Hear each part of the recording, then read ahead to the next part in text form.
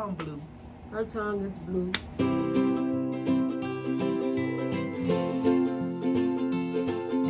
Hi everyone, she's Chrissy. And she's Sissy. And we're Chrissy and Sissy. Y'all, well, Happy New Year. Happy New Year. Yes, It's a new year. Brand new year for Sunday school. We know what September means. September. Oh my goodness. Wow. I'm hyped about this lesson. I am. It's her favorite story, guys. My favorite Bible story. We're gonna apologize. We don't have the title of the teen lesson. You know, we always do this like the first video. Like, we're gonna get better at this because how many lessons have we done? 28 lessons later, I guess we on, was it 12 lessons? Give us bear with us, y'all. Yeah, wait till get like a year under our belt. But we still do have the lessons entitled Issues of Love, you guys. The lesson for September the 6th, you guys. 2020. The year is what? Almost gone. So long, 2020. So glad to see you go. Before we get started, thank you to everybody subscribing. Thank you. Who like our channel. We're going to do a video because we shared on our social media platforms yesterday. You know, Chrissy and Sissy, I brought the message. So for those who tuned in, so we probably gonna have a video and little blogs and stuff that talk about. Oh wow, well they finally get to know. They gonna know. They gonna know to know. Wow, y'all gonna know to know. I'm so excited because I really got kind of tired of holding it in. Even though the ones that know, well, you know what? Let's go ahead and tell them. Tell them. You guys, we belong to the Grand Old Church. I was gonna say the great organization. Oh well, you can say the organization. That's the new way. I'm old. Grand old, but Church of God in Christ, you all. So the Grand Old just Church let us know in the God comments. In Do you want to just see us and how we won't give away our church name until you know. But if y'all want to see like how we, if y'all pay close attention, y'all already have seen it. But if y'all want videos about like what we do to our day-to-day life, how we are in youth ministry as a whole, because we're not just Sunday school teachers. We're youth leaders, we're youth workers. Like before this video even started, we was talking about something we gotta do. So if y'all wanna see more about that and how we kind of balance like church and just home life and our work life and just how church life, Chrissy, Sissy, and our careers. Yeah. Oh, and then I work for somebody else too. I work for somebody else too. I just go to public, y'all. So let us know if y'all want to get down. Look down in the comments, write it down in the comments, and hey, do y'all want to know more about us? Because, you know, maybe build a community of like, how can I get it all done? Because we feel like in the secular world, when it comes to like how we get stuff done, it's kind of like, oh, you know, I have my work and I have my this time, but it's like we add something to the plate because we just not only have work, home life, but we also have church, which plays, if you're in the South, ministry. Ministry, but yeah, ministry, the things that we know we're called to do, but just how we do everything with the conventions and how we work at our jurisdictional level, just things like that, international level. We didn't get a chance to do it this year, but shoot, we make sure y'all when we go to AIM and we're traveling and how those vlogs look. But let's get into the lesson. Favorite department. Usually by this time we probably would have had the book because we would have gone to AIM and saw it all. But Issues of Love, go ahead. Issues of Love, and it's coming from Genesis chapter 37. And this is how you always know that it's a new year in Sunday school, because we always go back to Genesis.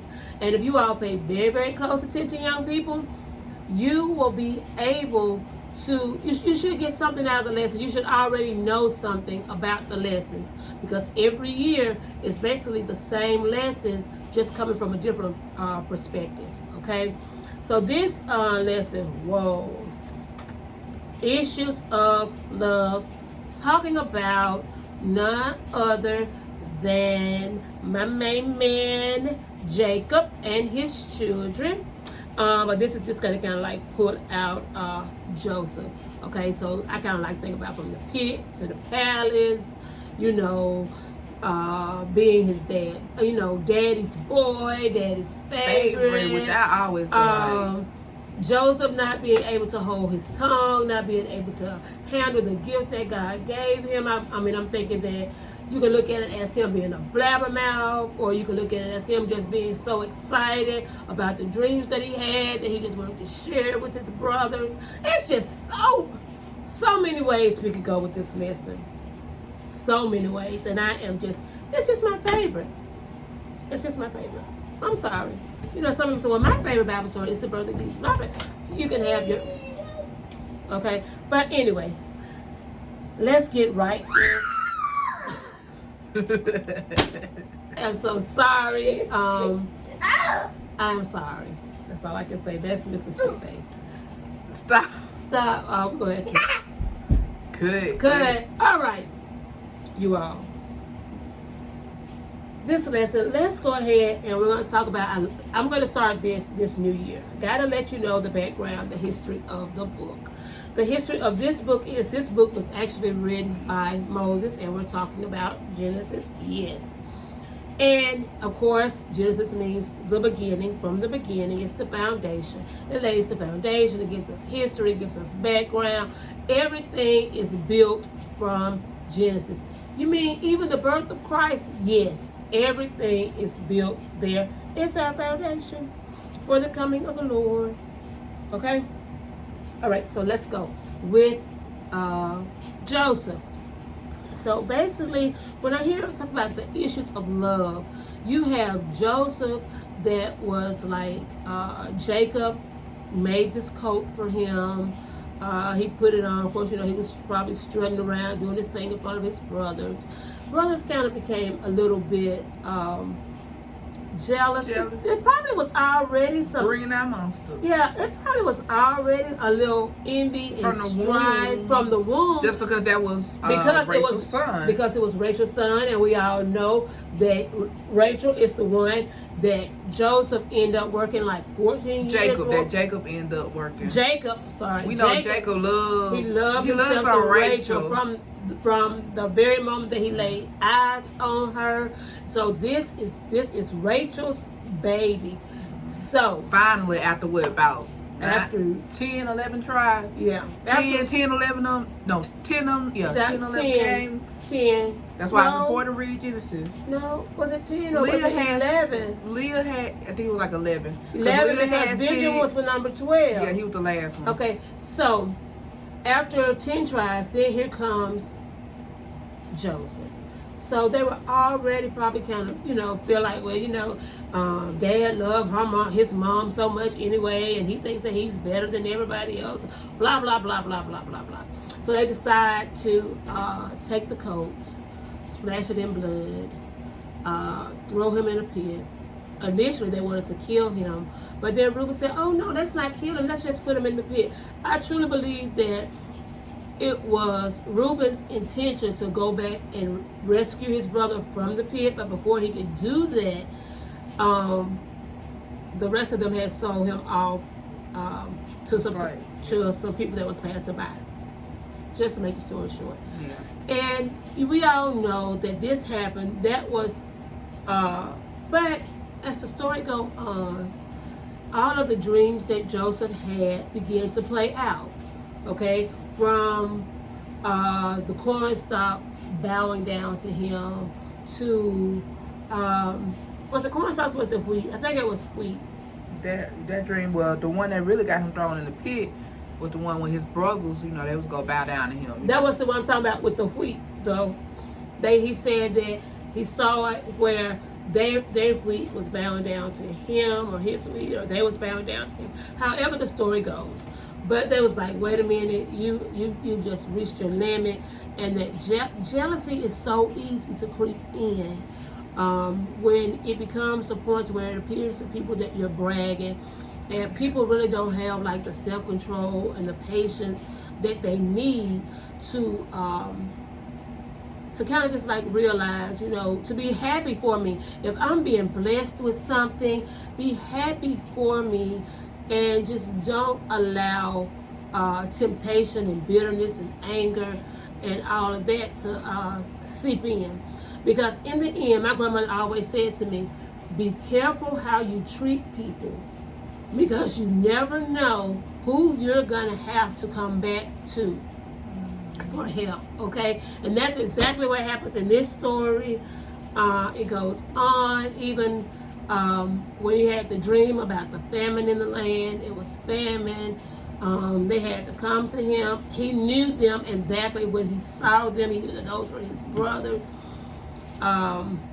He began to bless them and just add to them and just give. And in the end, they went and got their dad, brought him back, and they dwelled there, amongst him, And we know that's how them Israelites came about. That's how the Israelites came about. So it's just like so exciting. This whole lesson, I'm just so excited I can't even tell it. Okay, so it just tells in the lesson. It tells how everything. How they wanted to kill him. They felt guilty after they found out who he was, and they thought, after they found out, who he was, they were really afraid because he planned like this big feast, for them, and then he revealed to them in the middle of the feast, he told his servants and everybody, go, leave me here with my brothers, so that he can get a chance to talk to them and tell them who he was. And surely they thought that they were going to die, but it was just like no anger found in his heart. He was happy that his family was there. That thing, it's like really doing something to me. I got to work on that. But he was so excited to have them back. He yet loved them despite their intentions.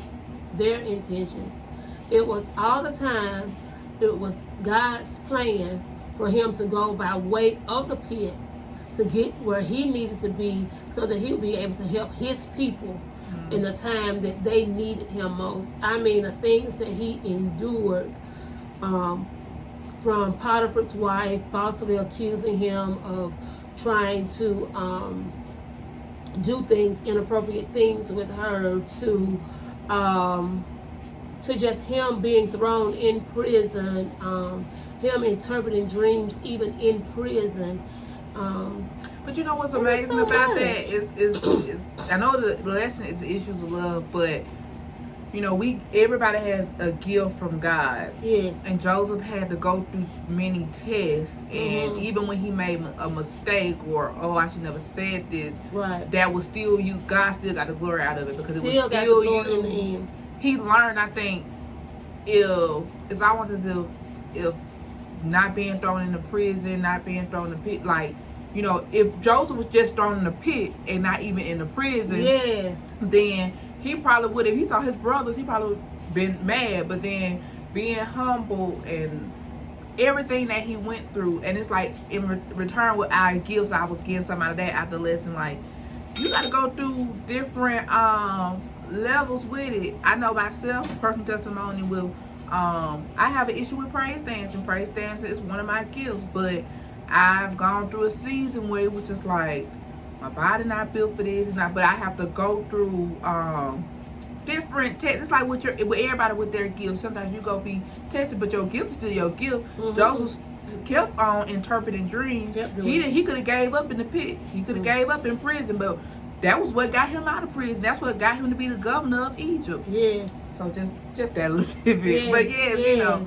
But even he had to go through that to love. You ever met somebody who was just so nice and so sweet, and you say, oh, I wish I was sweet and nice like them, and they were just so calm, but you don't realize I think about my mom, but you don't realize how much hurt my mom had to go through to be that person who is just so, when she's done wrong, she's just calm and quiet and okay, unless you really get over it.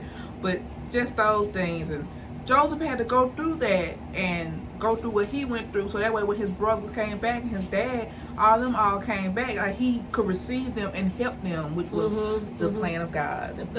All the time, that was the plan. But he had to endure, and that is like one thing that I want to bring out: enduring hardness as a good soldier. He stood the test of time. He stood the test of time, went beyond. And I mean, wow, the things that he had to endure. Being in the pit. Then could you imagine your brothers throwing you in the pit? Then that wasn't good enough. Then they sold you off into slavery. Just you looking back and seeing your brother standing there collecting money. You know, and then the other things that he had to go through, working as a slave, being thrown in prison. But in all of that, do you not see how God's favor came upon him? He was in prison because he was unwavering, because he did not change, because he stayed faithful. When he came out of prison, he went before Potiphar, the high priest. What was he? The high priest, the king, it'll be down below.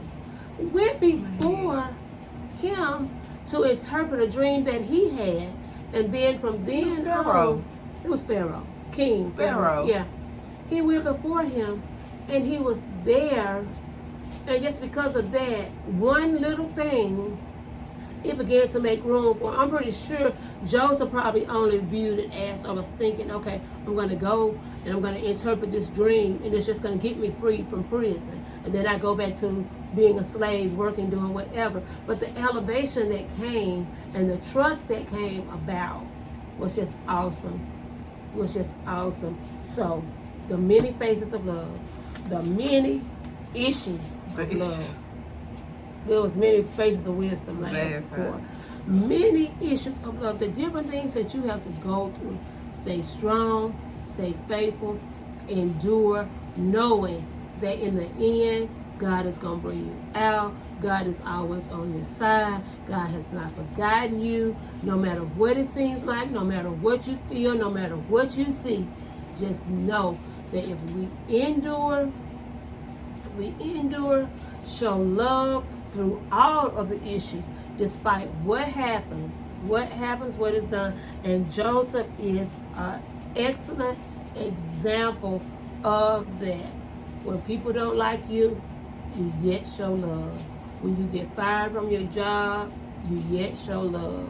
When you have a mean teacher that seems like everything that you do is wrong, you yet stay humble, you yet stay obedient. It's still yes ma'am, it's still yes ma'am, it's still no ma'am, and you still continue to work hard in her class. Even when when there's bullies, you don't try to get back at them. You still stay happy within your little saved soul, and you just keep moving on. And just know, in the end, God is going to bring you out on top. Every time. Sis, what you got?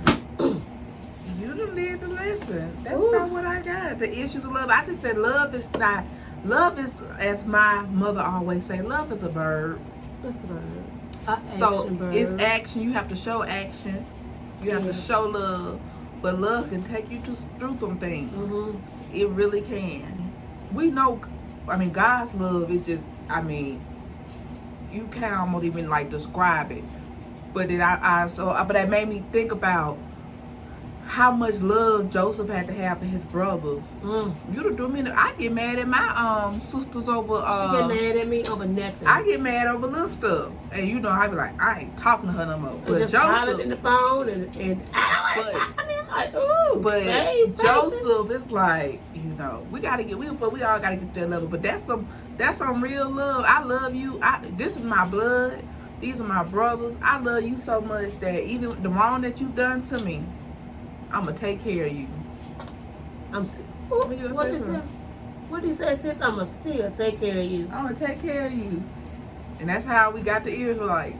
And I thought about how God did that. That's like the 12 tribes. That's the 12 tribes. That's the 12 tribes. So in the end, I'm gonna close it. What else are we gonna learn in Genesis? We're learning. Did I already say this? That this is like the beginning of God's promise of salvation and the beginning of the nation of Israel as God's chosen people. I could just go on and on and on about what's just being birthed. What's going to be what's brought being out. birthed from this one chapter. I mean, awesome. Whew. We talk about how God just blessed the Israelites. Like, that's why they were blessed, because they would just have children. They multiplied. It's like they got stronger and stronger. And it was 1 million of them when they ended up leaving Egypt. It was like 1 million something. Y'all, we're just talking. We just talking. I just really hope that y'all got something out of the lesson today. But thank you all for watching our videos again, or coming back. I know some people been on the hiatus. Shout out to our Sunday school friend. Hey, friend. What's her name? It's on the thing. Okay, it's right here. Yeah, we're gonna say hello to you. That's our friend. Hey. All right. Well, so thank you all so much for watching once again. Please do not forget to follow us on all of our social media platforms. They're right here, where? At the bottom of the screen. If you have not done so, please go ahead and subscribe to our channel. Hit that notification bell so that once we upload a new video, you will be amongst the first to know. And on that note, Happy studying!